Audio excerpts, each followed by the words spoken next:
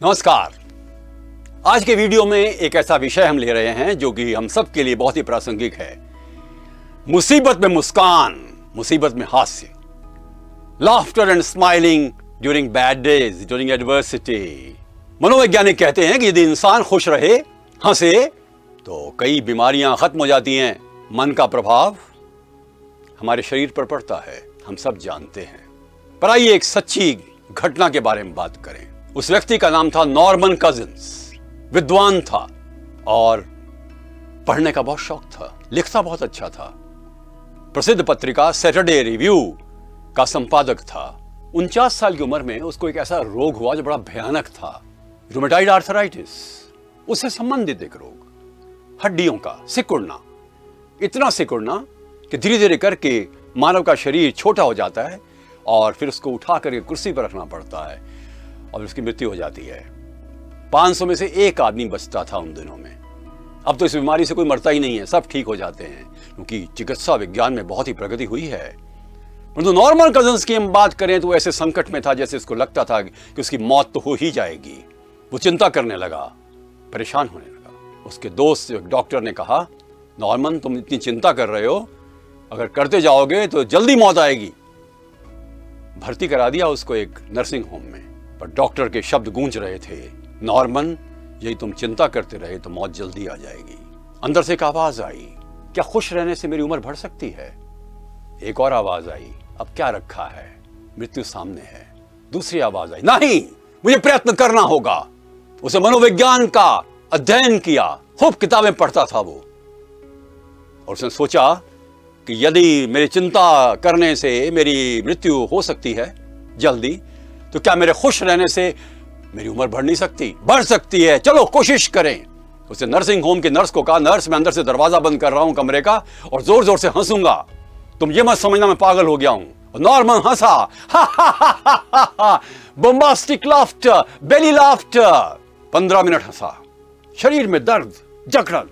दोबारा फिर हंसा दोपहर को और रात को भी। 45 मिनट वो हंसने लगा, दिन में 3 बार, 15-15 मिनट। महीने के बाद जब टेस्ट हुआ तो मालूम पड़ा कि जो दवाइयां काम नहीं कर रही थी अब करने लगी हैं। 2 महीने गुजर गए और समय गुजरता गया, जकड़न कम होती गई, हंसने का असर हो रहा था। विटामिन सी भी ले रहा था, दूसरे विटामिन भी ले रहा था। पर जो डॉक्टर्स का ये मानना था कि इस लाफ्टर से ही चमत्कार हो रहा है। डॉक्टर ने कहा कि नर्सिंग होम में मत बैठो, जाओ घर, वहां हंसो। पत्नी की सहायता से उसने विटामिन लिए, खाना खाया और हंसता रहा। चमत्कार! नॉर्मन कजिंस ठीक हो गया। सारे मेडिकल कॉलेजेस में धूम मच गई इस घटना की, केस स्टडी के रूप में। 80 विश्वविद्यालयों और कॉलेजों ने नॉर्मन कजिंस को लेक्चर के लिए बुलाया, जिसका विषय था how I am still alive, मैं किस प्रकार से अभी भी जीवित हूं। एक अमेरिकन यूनिवर्सिटी ने अमेरिकन मेडिकल काउंसिल की अनुमति से उसको 1 साल के लिए प्रोफेसर भी बनाया, प्रोफेसर ऑफ मेडिसिन। 1979 में उसने किताब लिखी, anatomy of an illness as perceived by the patient.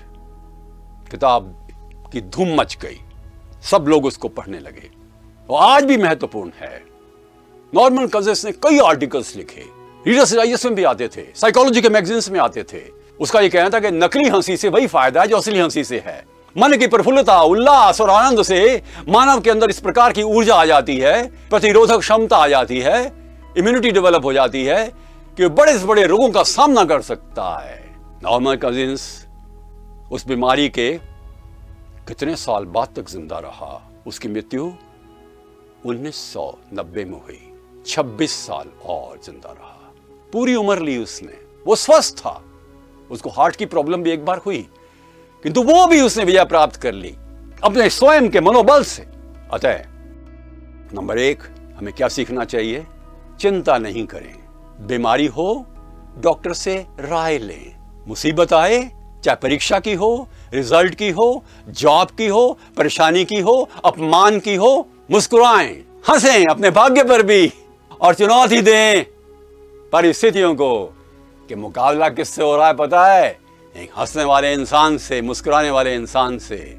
मुसीबत में मुस्कान, यही होना चाहिए हमारा मुख्य रूप से दर्शन। हमें प्रफुल्लित रहना चाहिए, भगवान को धन्यवाद देना चाहिए जो हमारे पास है, असफलता के बाद नए जोश से तैयारी करनी चाहिए, हार कभी नहीं माननी चाहिए। नमस्कार।